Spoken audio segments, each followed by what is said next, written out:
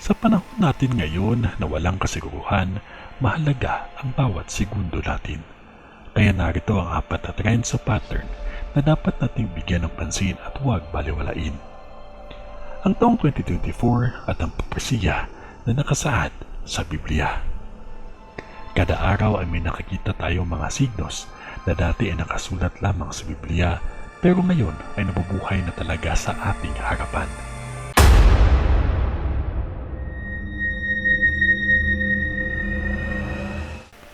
Ang unang trend ay ang pagsikat ng pagkakaisa ng mga bansa sa mundo, pati ang pamamahala. Dahil sa walang limitasyon ng komunikasyon ng mga tao sa iba't ibang lupalop ng mundo, ay papunta na tayo sa pagkakaroon ng mas matibay na alyansa na kahahantungan na nga ng isang pamahalaang pangkalahatan. Ito naman ay mababasa natin sa Revelation chapter 13 verse 7 to 8 na nagsasabi ng isang kapangyarihan na kayang kontrolin ang lahat kahit na sinong tribo, lingwahe sa kahit anumang mga bansa. At kung ating titingnan mabuti ay unti-unti na itong nalalatag. Para bagang isa itong preparasyon sa pagpasok na realidad ng isang nakakatakot na figura na nakapropesiya sa Biblia. At ito ang Antikristo. Alam naman po natin na nakasaad talaga sa Biblia ang paglabas ng isang taong mamumuno sa lahat. Mayroon siyang hindi mapantayang impluensya at malawak na kontrol sa lahat ng sistema sa mundo. Tandaan, lahat ng nangyayari at mangyayari pa ay may mga koneksyon sa isa't isa at kasama ito sa plano ng ating Panginoon. At nagbigay siya ng babala sa pamamagitan ng propesiya sa banal na kasulatan. Pero paano nga ba magagawa ng Antikristo ang lahat ng ito? Maisasakatuparan lang naman niya ang kanyang mga plano sa pamamagitan ng isang infrastructure na kayang abutin ang lahat ng tao sa mundo.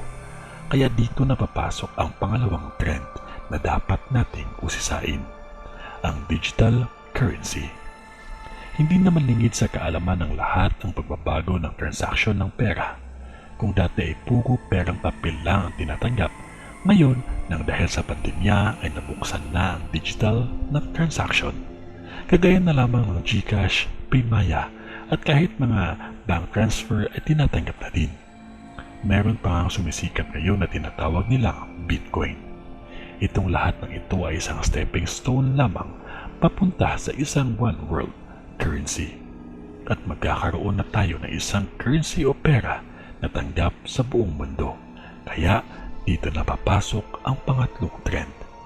At ito ay ang marka ng halimaw. Ayon sa Revelation chapter 13 verse 16 to 17, sa pilitang pinatatakakan ng ikalawang halimaw ang lahat ng tao sa kanilang kanang kamay o sa noo, maging sila'y dakila o hamak, mayaman o mahirap, alipin o malaya, at walang maaaring magtinda o bumili malibang sila'y may tatak ng pangalan ng halimaw o ng bilang ng katumbas ng pangalang iyon. At dahil nga sa advancement ng teknolohiya natin, napakalapit na nitong mangyari. Dahil nga sa advancement na ito, kaya mong malaman ang lahat ng lokasyon o mga lugar na napuntahan mo sa nakalipas na mga taon. Ito ay sa pamamagitan ng mga application. At itong lahat ng impormasyon na ito ay pwedeng makuha ng Antikristo para mapasunod tayo sa kanyang gusto. Kaya sa taong 2024 at sa mga susunod na taon, mas lalo itong aangat at mas makikilala hanggang sa tuluyan na ngang tanggapin ng sangkatauhan. Pang-apat na trend, ang apostasy o pagtalikod ng individual o mga grupo ng mga tao sa mga alituntunin ng Ebanghelyo. Pero ayon sa nakasulat sa banal na aklat, hindi lamang ito maliit na bahagi ng populasyon. Hindi lamang individual ito magaganap.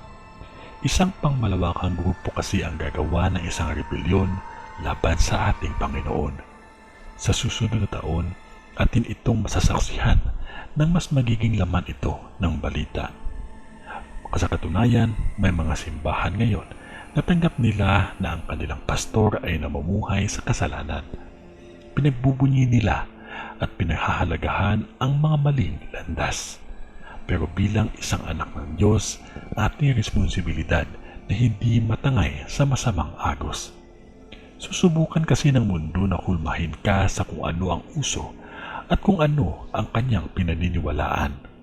Atin lamang tandaan na ang inyong paniniwala ay dapat aligned o nakahanay sa mga salita ng Diyos at hindi sa dinidikta ng mundo.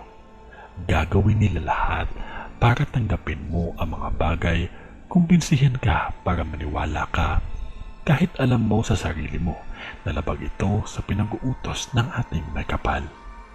Ang taong 2024 ay may dalang magandang pangako, pero may kaakibat din itong mga suliranin o paghihirap. Kung ano man yun ay wala pa ding makakatalo sa taimtim na panalangin natin sa Diyos ang mga makapangyarihan sa lahat. Magtiwala lamang po tayo sa Kanya kasi mahal niya po tayo. Sa ngalan ng Diyos Ama, ng Diyos Anak, at ng Diyos Espiritu Santo. Amen.